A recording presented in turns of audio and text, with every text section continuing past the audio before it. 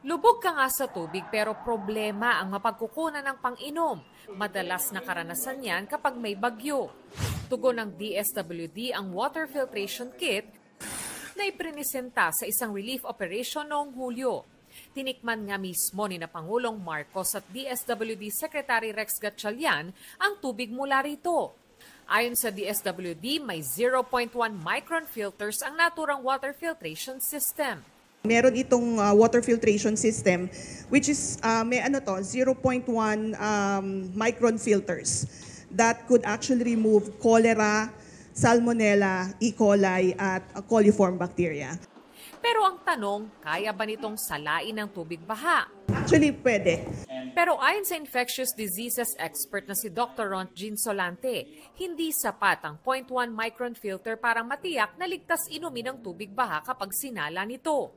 Yung mga viral pathogens that can also cause gastrointestinal infection, hindi mo masala dyan kasi they are so small that they're really 10 to 20 times smaller than the 0.1 micron na ma-filter. So remember, this is just filtration mechanism, it's not purification. No?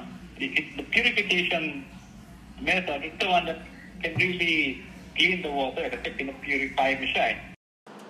May bacteria raw sa baha na hindi tiyak kung masasala ng naturang filtration system.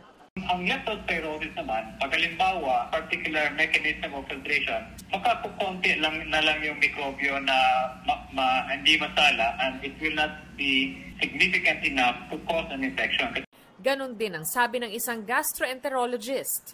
So maraming virus ay less than 0.1 microns, no? Like yung mga rotavirus, which is a leading cause ng diarrhea.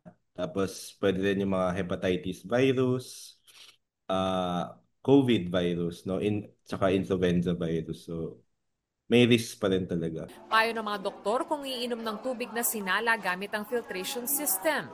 You have to monitor yourself pa rin. Kung merong pagtatae, sumasakit ang tiyan. We would like to assure ating pong mga kababayan na ang aming pong mga water filtration kits ay dumaan sa pagsusuri. Nag-secure po kami ng angkop na mga certifications from DOH accredited testing facilities. Von Aquino nagbabalita para sa GMA Integrated News.